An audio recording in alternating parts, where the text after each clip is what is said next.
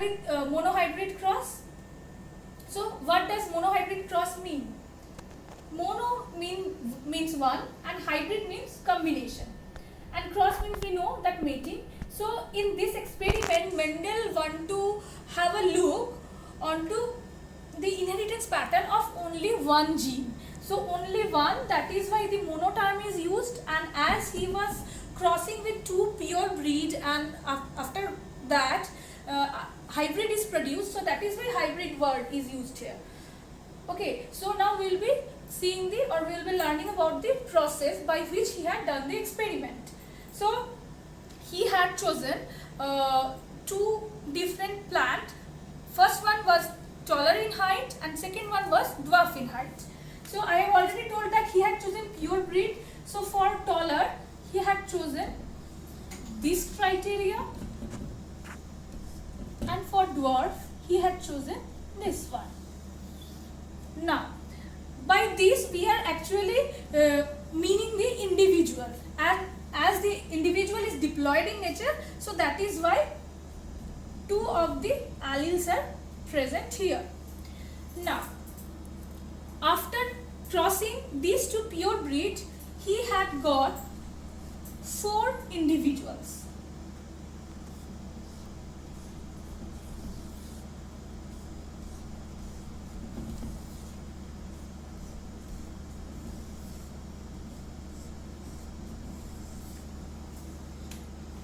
Okay, so these are the 4 individuals that he had got after the first cross. Now this progeny is known as F1 progeny. What do you mean by F1? F1 means first filial generation. First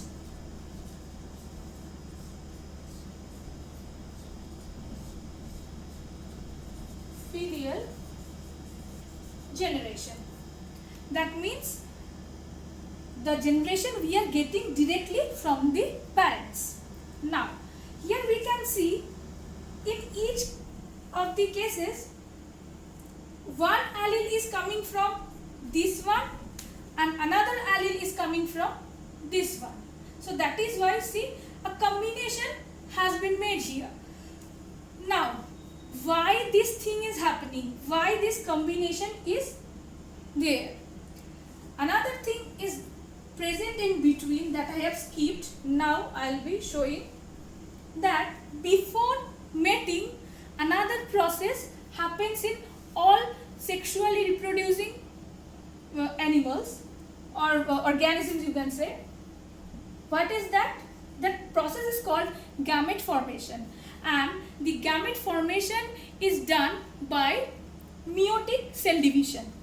Now in class 11th we have already learned about that. We have already learned about the meiotic cell division, and we know that through meiotic cell division a diploid organism or a diploid cell can produce haploid cell. Now you know what is diploid? Diploid means having each of the chromosome in pair. Okay. Now what does haploid cell mean? Haploid cell means when the cell is having only one chromosome for each of the characteristic. Okay. So here when the meiotic division is happening in this cell, then 2 cells will be produced.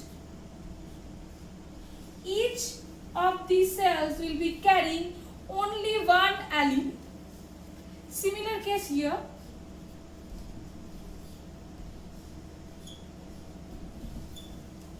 Okay. So why this is happening? Because as the Pisum sativum plant is sexually reproducing plants, that is why in its body there will be gametogenesis through meiotic cell division, and by that it will form haploid cells or gametes that will actually take part in the mating process. Now if we think that this is the male one and this is the female one, then this male gamete can fuse with this female gamete. Sorry. As Pisum sativum is a sexually reproducing plants, it will be producing gamete, and if we think gamete and it is the female gamete, then for the next progeny this gamete have to fuse. Now this, if this male gamete is fusing with this female gamete, then it will produce an individual like this capital T and this small t. Similarly, if this gamete is fusing with this gamete, it can produce an individual like this, and for these gametes the things are same. So that is why we are getting the same configuration, or we are having the individual with same genetic component. Why? Because these are pure breed plant, and when it is producing gametes, it is producing same kind of gametes. So that is why you can say they are homogamous. Homo means same and gamous as it is producing the gamete. So why they are called homogamous? Because they are producing the same gamete. But when they are getting fertilized and producing an individual, it is producing heterogamous cell. Why hetero? Because hetero means different. Because one of the allele is capital T here and another allele is small t. So two different alleles are there. That is why when it will be producing any gamete, it will be heterogamous in nature. Okay, clear?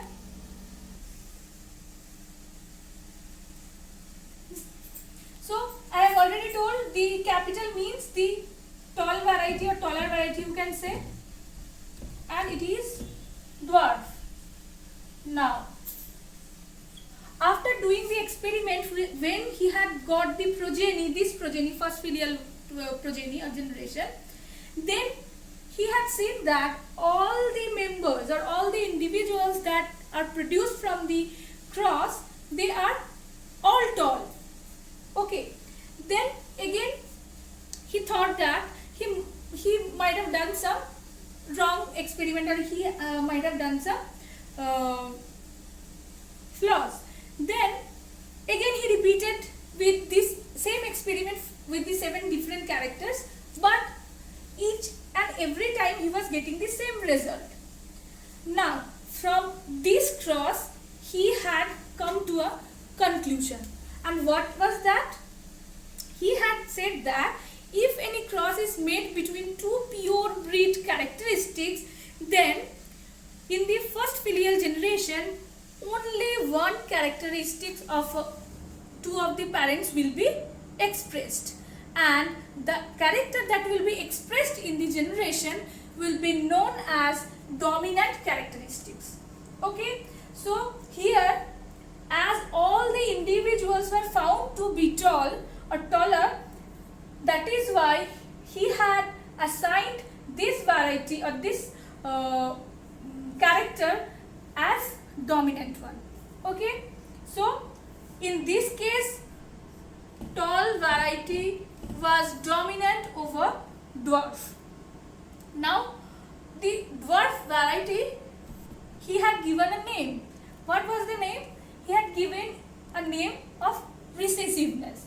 He had explained this term this way, that the character that has been masked by other character, which one is the dominant, it is known as recessive.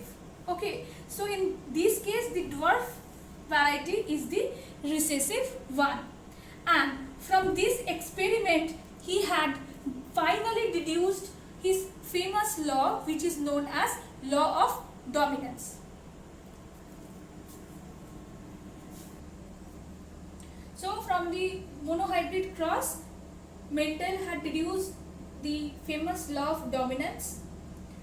The law of dominance states that the characters that would express itself in the F1 progeny when two pure breed plants having contrasting characters are crossed is known as dominant.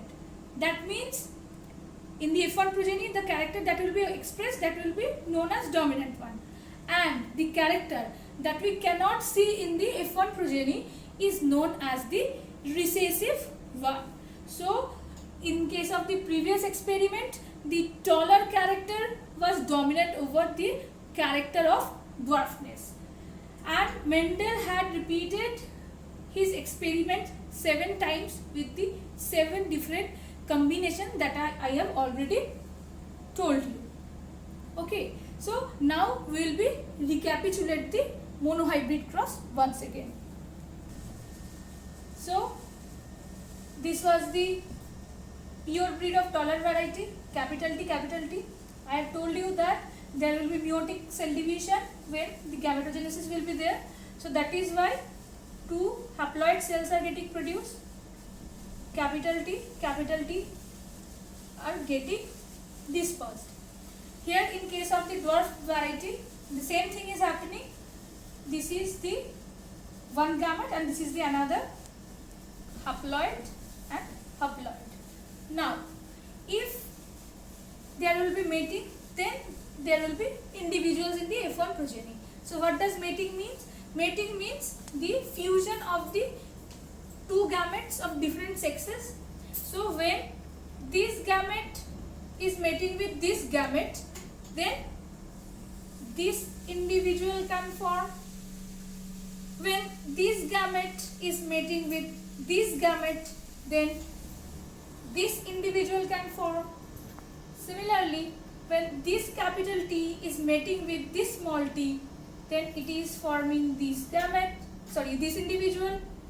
And lastly, when this gamete is fusing with the small t, then it is producing the last.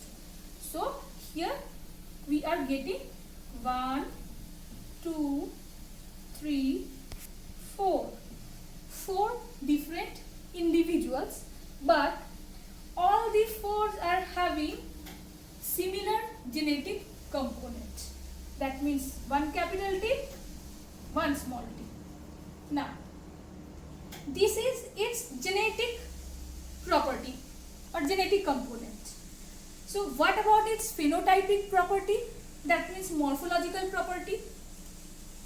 We have seen that capital T means tall. Small t means dwarf. Then what does capital T, small t mean? Capital T, small t also mean tall. So that is why it has said that tall variety is dominant over dwarf variety. That means here this allele is capable of expressing itself when the heterogamous condition is there or when the heterozygosity is there. But this small t is incapable of showing its effect. Why? Because this capital T is masking the effect of small t. It is getting suppressed. So that is why this character or the character of dwarfness is called the recessive one. Now we will be seeing about the phenotypic ratio.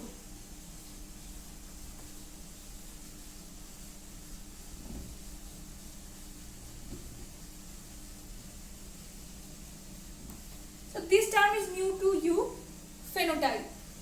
Phenotype means morphology, or phenotype means the property that we can see out from the outside, or you can say the morphological property. So the individual is capital T, small t, we don't know that. Why? Because from the outside you cannot see its genetic component. From the outside what you can see? You can see its nature of height. You can see it is taller or dwarf. Okay, so we will be now discussing about that, the phenotype of the individual. So as the capital T and small t produces a taller individual, that is why all the individual will be tall.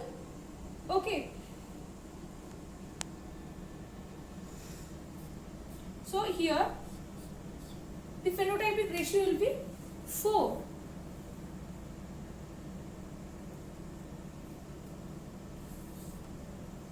Now this was the F1 progeny. Now to see the effect of the recessive allele, Mendel had done another cross. He had self-pollinated these individuals. That means he had done another cross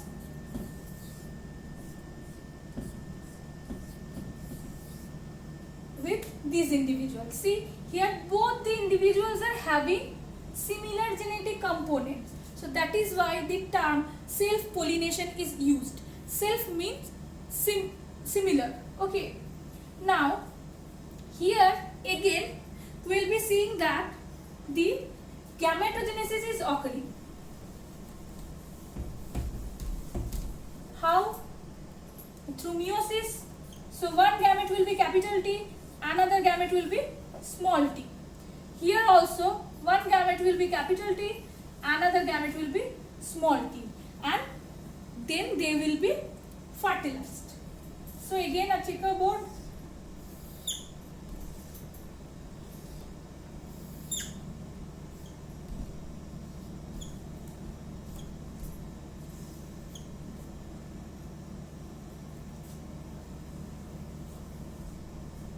So when the capital T will be mating with capital T, there will be capital T, capital T. When the capital T will be mating with small t, then there will be capital T, small t. When this small t will be mating with capital T, then capital T, small t. And lastly, when the small t will be mating with the small t, will produce small t, small t. So these were the genetic or genotypic presentation. But what about the phenotype? Again, we know that capital T produces tall individual. But what about small t, small t? We already know that. Small t means dwarf. So here, this one will be taller. These two will be taller too. But what about this one? This will be dwarf. Okay. So among the 4 individuals, we are getting 3 taller and 1 dwarf. So the phenotypic ratio will be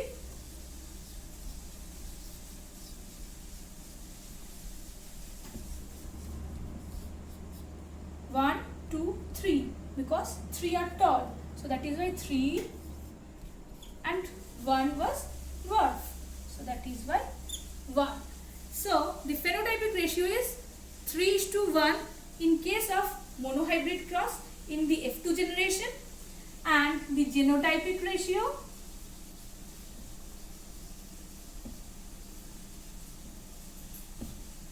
this is one genotype. These two are same. So 1:2:1. So the genotypic ratio will be 1:2:1. So when we are getting this ratio during the monohybrid cross in the F2 generation,